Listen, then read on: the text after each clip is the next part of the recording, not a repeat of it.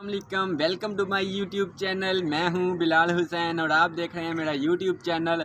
तो आज की इस वीडियो में मैं आपको बताऊंगा कि किडनी फंक्शन टेस्ट को कैसे चेक कर सकते हैं और किडनी फंक्शन जो टेस्ट होता है उसे हमें कराने की ज़रूरत क्यों पेश आती है। तो वीडियो शुरू करने से पहले मैं आपसे एक छोटी सी गुजारिश करता हूं कि काइंडली मेरी वीडियो को एंड तक लाजमी देखा करें, सेंटर में स्किप करके ना देखा करें। हो सकता है कोई ऐसी बात हो जो आपके जहन में ना बैठे और आपको समझ ना आए, तो इसीलिए बस इतना ही।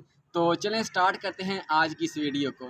तो जब किसी इंसान की किडनी फेल होती है तो जब वो रिपोर्ट करवाता है तो वो अपनी रिपोर्ट में देखता है कि मेरी मेरा क्रिएटिनिन बड़ा है या नहीं बड़ा। अगर तो बड़ा होगा तो वो परेशान हो जाएगा, क्योंकि वो सोचेगा कि मेरी किडनी फेल होगी या फिर फेल हो रही है।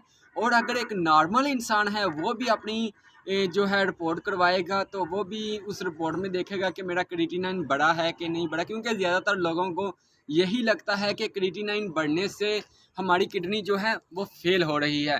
तो हालांकि ऐसी बात नहीं है, हमें अपनी रिपोर्ट में बाकी चीज़ें भी देखनी चाहिए। तो चलें हम बात करते हैं कि क्रिएटिनिन बढ़ता क्यों है। तो इसकी भी बहुत सारी रीज़न हो सकती हैं। तो इससे पहले हम ये समझ लें कि क्रिएटिनिन जो है बनता कैसे है। क्रिएटिनिन एक्चुअली जो होता है वो हमारे मसल्स के अंदर बनता है। जो हमारे मसल जब हमारे मसल जो होते हैं वो यानी कि मूवमेंट करते हैं, हरकत करते हैं, तो उस दौरान जो होता है हमारे मसल के अंदर कचरा यानी कि वेस्ट मटेरियल वो सारा बाहर आ जाता है, तो उसको कहते हैं हम क्रिएटिनिन।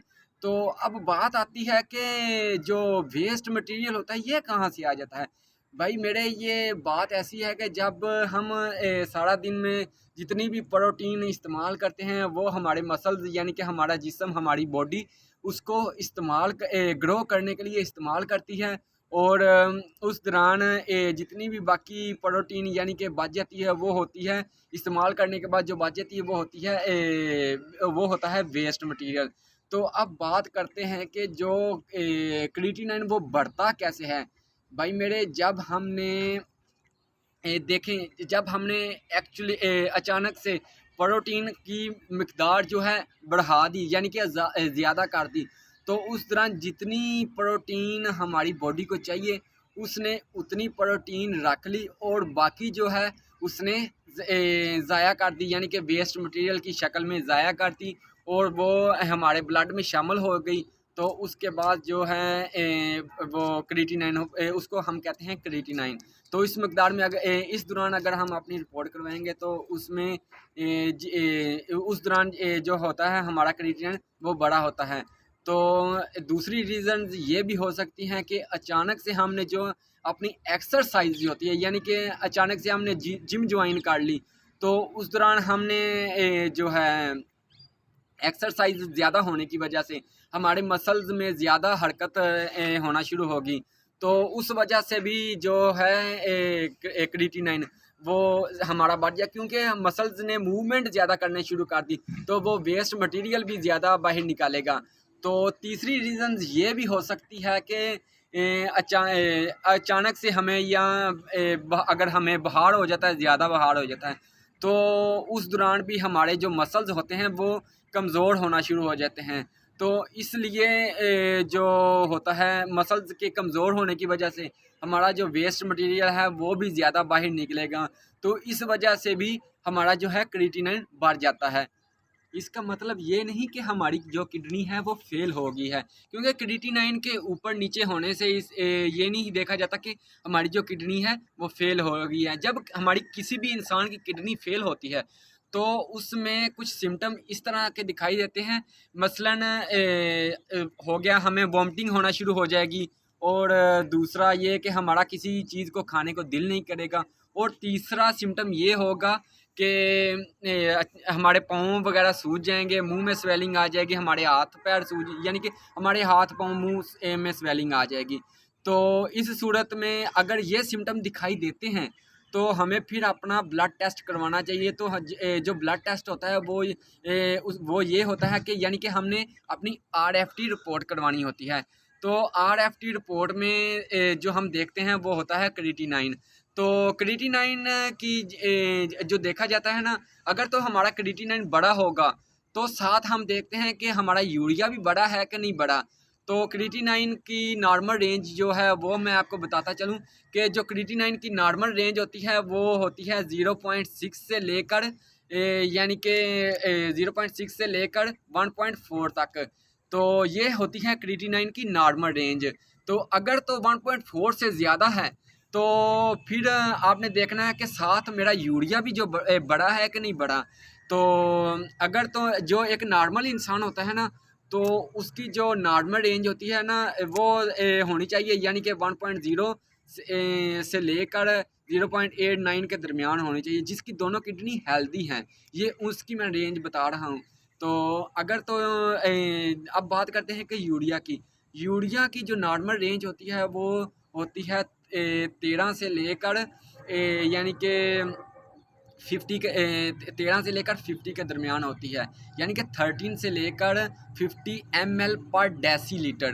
तो अगर तो इससे ज़्यादा है तो फिर समझे ये क्रिएटिनाइन भी ज़्यादा हुआ, यूरिया भी ज़्यादा हुआ, तो फिर कन्फर्म केस है कि आपकी किडनी डैमेज हो रही। तो जो तीसरी चीज़ होती है वो होती है भाई मेरे पोटाशियम। पोटाशियम जो है वो क्रिएटिनाइन और यूरिया से भी ज़्यादा खतरनाक है। क्रिएटिनाइन और यूरिया के ज़्यादा होने से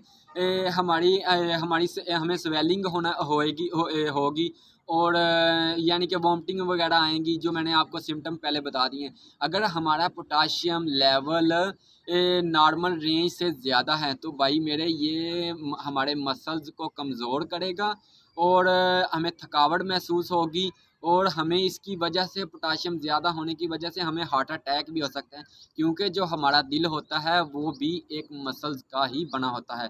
तो अगर हमारा दिल भी कमज़ोर हो जाएगा तो हमें हार्ट अटैक हो जाएगा। तो इसीलिए जो पोटाशियम है वो भी नॉर्मल रेंज में ही होना चाहिए। जो पोटाशियम की नॉर्मल रेंज होती है वो होती है 3.6 से लेकर 5.2 तक होती है। तो अगर तो इससे ज़्यादा है तो फिर वो ख़तरे की यानी कि ख़तरे का निशान ही समझ लें। तो इसीलिए पोटाशियम को भी नॉर्मल रेंज में होना चाहिए। तो अगर चौथी चीज़ होती है वो आपने देखनी है GFR अपना। GFR से ये पता चलता है कि हमारी किडनी कितने % फंक्शन कर रही है, कि कितने यानी कि कितने फ़ीसद काम कर रही है।